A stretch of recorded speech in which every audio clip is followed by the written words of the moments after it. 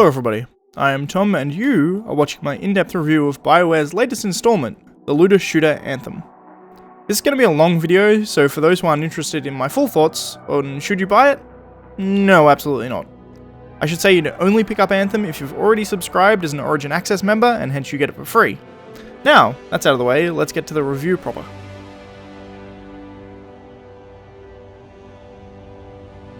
For those of you who've watched my first impressions, you have a general idea on what Anthem is. It's a looter shooter a la Destiny or Warframe, where you play as a freelancer, which is, for all intents and purposes, a mercenary, hired by those in need to head out of the relatively safe walled cities, in our case the city of Fort Tarsus, to help them with various problems, via the use of our powered mech suit known as javelins. Be it helping an Arcanist with some research, going out to save a patrol of the city's de facto police force, the Sentinels, or going out to silence Shaper relics, which are pretty much magic time bombs that do weird shit when they're activated. The gameplay involves picking a mission in Fort Tarsus, heading out into the open world and completing it, or alternatively, you can head out into the open world in free play and do world events and collect resources used for crafting the gear you want. In my first impressions, the gameplay was the standout of Anthem. At 50 hours in though, and honestly, after about 5 or 6 in all reality, it is clear to me that this doesn't really last much more than the first few hours of playing. Anthem's core gameplay loop is far too repetitive. Each and every mission consists of a combination of only 3 different activities. You either kill all the enemies, stand in a circle for a lot amount of time, or finally go and retrieve objects and bring them back to a central hub. That's it. You'll be doing that over and over in different combinations for the entire game. This is certainly one of the most notable problems with the game. It gets repetitive and hence boring after a surprisingly short time. As for the combat, it indeed begins with the rule of cool that permeates it, bolstering most notably because you have almost completely unrestricted flight about the battlefield whenever you wish. The problems lie with a fundamental problem within the game design, the scaling of difficulty. I mentioned this in my first impressions, but the more I played, the more it became a problem. Anthem's solution to making the game harder is to make the enemies 1, do more damage, and 2, become bullet sponges from hell. This wouldn't necessarily be a problem if the gear that you acquired scaled up to a comparable level, but quite frankly it doesn't. The guns in this game feel like Nerf guns with the pitiful damage that they kick out, and on higher difficulties the way to win fights involves spamming your javelin abilities. And maybe shooting to do chip damage while you're waiting for the cooldown, but other than that you pretty much don't use guns almost at all. For reference, I think most of the guns could easily do double or triple their damage, and it would barely make them feel good, like they'd still feel kinda lame.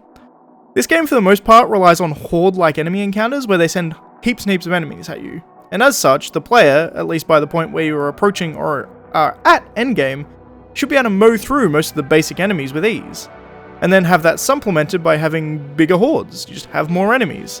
That's the best way of doing difficulty in a game like this, not by having small enemies that take 3 shots with a sniper rifle to kill. The abilities themselves, for the most part, are fine, the only problem being that you can only have 2 equipped at a time, so again they start to feel repetitive rather quickly. Having said that, they're also really rather cool, and unlike the guns, do accomplish the coveted feeling of power that you come to accept from playing as, essentially Iron Man. As for how the javelins play, I will say that the game does a good job of differentiating between the 4 classes, for want of a better term. I've now had an opportunity to play as all 4 pretty extensively, and I can say that they all feel distinct in their playstyle. The Ranger Javelin is a jack of all trades. He's probably the most balanced for doing any content in the game, but at the same time doesn't really excel at anything in particular. Next up is the Colossus, the tank, the Big Dick Explosions Javelin. It works as you might expect, excelling in survivability. It can shoot mortars and shoot out a flamethrower, clear path through enemies. It's a lot of fun. Third is the Interceptor. This may just be me, but I find the Interceptor to be the weakest of all the javelins. It doesn't really excel at anything particularly well. It is certainly usable, and the speed and mobility is definitely enjoyable when juxtaposed to the comparable clunkiness of all the others, but moving around quickly doesn't really correlate to being good, because for the most part you need to slow down to do damage in the game. Either shooting or using abilities both kind of put you almost stationary, or at least a lot slower. I started with the Interceptor, and honestly I'd suggest for anyone else playing to do any of the others would be better. And then finally is the Storm, which is my favourite. It's kind of the mage archetype, and it rains down a shit ton of damage compared with the other javelins, and the ability to hover for extended periods makes the shooting more enjoyable as well. A lot of the high-end damage in Anthem is tied to elemental comboing, and the Storm is by far the best at setting up these massive combos and doing a lot of damage. All in all, the gameplay suffers most from its repetitiveness, coupled with the fact that the enemy scaling, in higher difficulties, is done in a very lazy and unfortunately unfun way, resulting in a game designed around hours of grinding getting boring after playing for less than 1 in most sessions. So on the whole, not good, but is it saved by? This section will be broken up into 2 parts. This first section will have no spoilers, and there'll be an appropriate warning, and it'll display on the screen, and with a timestamp where you can skip for the spoilery discussion if you don't want to listen to it. But Anthem's story is rushed. That's the best way I can describe it. The base story running through is serviceable, if a bit bland, but it moves from one thing to another too fast to feel believable. And this is coming from someone that separated those story missions out by doing all the side quests as soon as they became available to me. It took me about 30 hours to complete the main story, but I did all of the side missions, so if you cut out all of that kind of stuff and I just went gung-ho into the story, I would have been done almost completely in about 14 hours.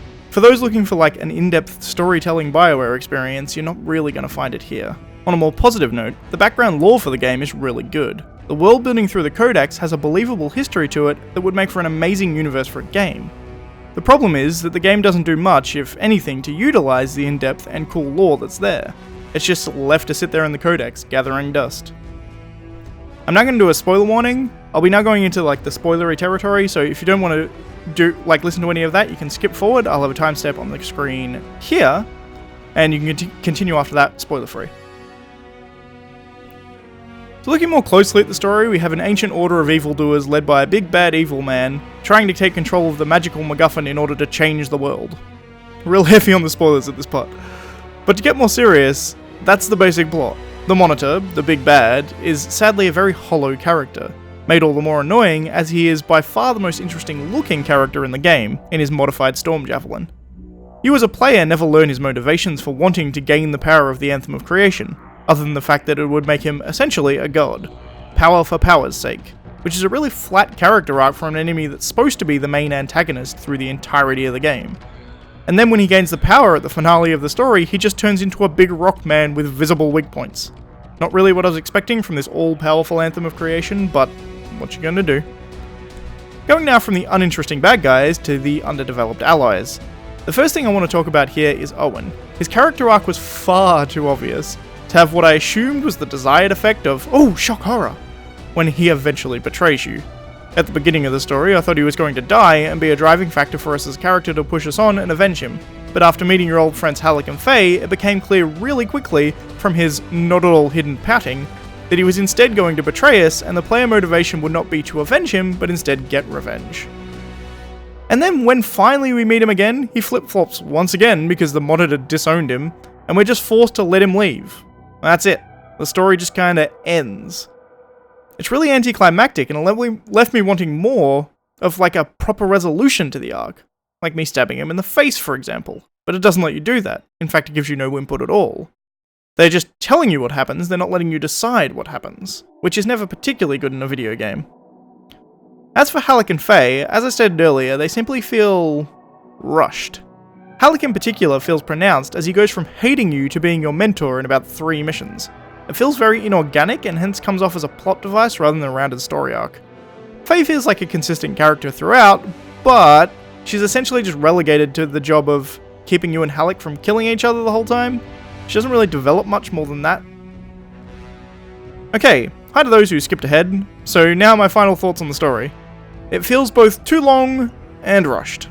Too long because individual missions drag on because of the repetitive and vapid gameplay, and yet also rushed because the characters evolve inorganically fast and feel artificial.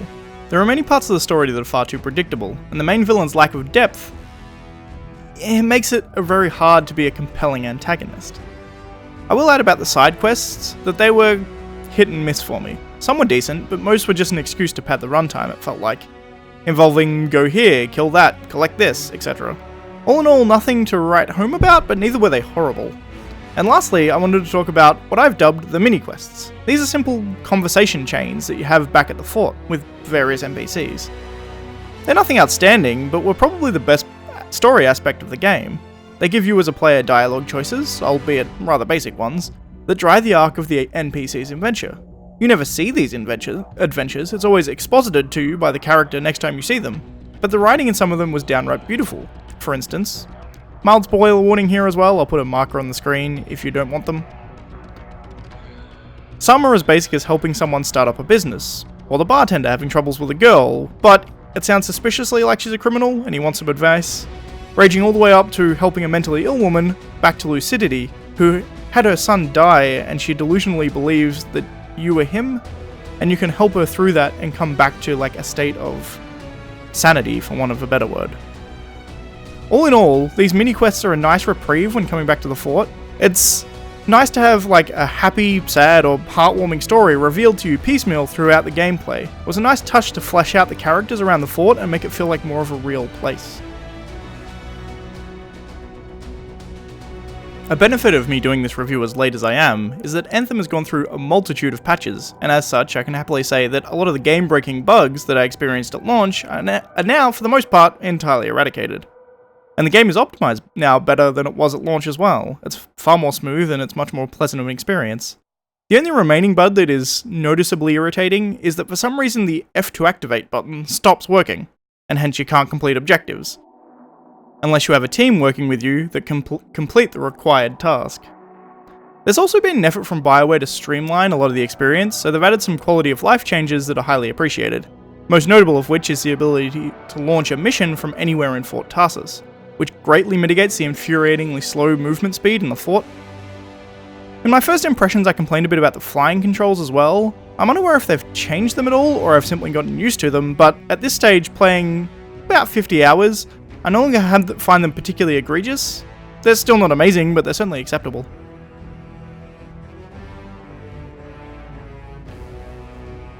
I didn't have a lot to say about the monetization model in my first impressions, and that honestly hasn't changed that much.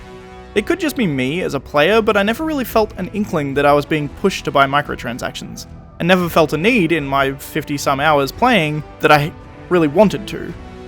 Also, all of the weekly featured microtransactions can be purchased with in-game currency, which is fairly easy to come by. As for the price of the game more generally, it's yet to drop, which honestly astounds me. I'm sure the higher price tag is putting off many people that may want to at least try Anthem and see whether or not it's any good. And it's certainly outside the launch window at this point. I really don't know why they're keeping the price higher, but I suppose that's EA's prerogative.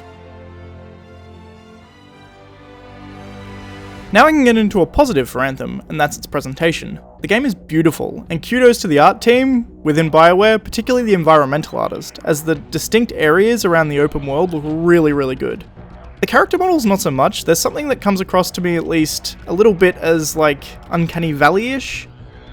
The character models themselves seem fine. I think it's the lack of diverse animations that they have, which means they repeat their animations over and over and over again, and it makes them look robotic. It's strange, and I'm not entirely used to it yet. The models aren't bad per se, it's just that they're not what I would call particularly outstanding like the environmental art assets are. At this stage, I think I've played enough of the endgame to give an impression of how it functions. Unfortunately, it functions the same as the rest of the game, which is repetitive and boring. The best way that I have found to get loot is to go on and do the strongholds over and over and over again, of which there are only 3, and the last one, which is literally just a remake of the final mission in the campaign by the way, seems to be the best for getting masterwork drops. These missions are fine in their own right, some of the best missions in the game in fact, but there's only 3 of them, which is ridiculously limited for a game in which is trying to sell itself as a game as a service model, where endgame is vitally important. Another problem I'm finding with the endgame is that all the loot is based off one's character level. Hence, once you reach max rank at level 30, every item you get, thankfully now after a very late patch that's limited to rare drops and above, are at a set power level. This means that there isn't much of a reason to go beyond Grandmaster 1 level into Grandmaster 2, as that although the drop rate is supposedly higher in GM 2 and 3, the extra time that a run of, say, the Heart of Rage Stronghold takes means that you can easily do 2 or maybe even 3 runs on GM 1, so there's very little to no reason to do higher difficulties than that. So, all in all, the endgame, like the rest of Anthem, is just not worth the hassle. It's also worth noting that I got my Storm Javelin kitted out in a mixture of Epic, Masterwork and Legendary gear, whereas I couldn't bring myself to haul through the same slog for the remaining Javelins. So they're still spattered green, blue with an occasional purple here and there. This is, in unto itself, a pretty big indictment of the game, is that I just couldn't bring myself to get my other javelins up to par. So in conclusion, Anthem is a subpar experience that seems to lean too much on the name recognition of BioWare, while simultaneously not being what most would consider a BioWare game. Honestly, I'm a bit worried about BioWare's future. With EA's habit of taking on and killing development studios, rest in peace Visceral Games, the financial disappointment of Anthem may lead to their downfall, or at the very least their downsizing, which for a lover of most BioWare IPs would be a damn shame. Anthem's biggest problem lies with its gameplay. The story is passable, which honestly isn't good enough for a game of this scope and development time anyway. However, if the gameplay was good enough and engaging, I could overlook the story. Unfortunately, the gameplay is worse than the story. It is repetitive and grindy, which, although that's par and parcel for the looter-shooter genre, a genre which I am very much a fan, by the way, is marred by the fact that repetitiveness is emphasized by the lack of content this game really has. As stated earlier, there are literally only 3 mission mechanics in the game. Kill these things, capture this point, which involves standing still in a game that promotes flying around as a selling point, by the way, and finally, go hide and seek with X number of objects and bring them back to the center. That's it. Those 3 activities, in some combination, make up every single thing you do in Anthem. I can't emphasize enough how boring this gets. All in all, I can't recommend Anthem as a purchase for next to anybody. The only exception being is if you already have Origin access, hence you get it for free anyway. In my impressions, I suggested picking it up if it goes on sale at some point. After playing for the time I have now, I can say that even that is an unlikely recommendation from me. Maybe if you could pick it up for 15 to 20 bucks, the purchase may be worth it. As there's certainly some fun to be had there, but ultimately there are some fundamental problems with this game that make it impossible to advocate a full price or even a 50% off purchase. Thanks for watching, I'm Tom, and I shall see you next time.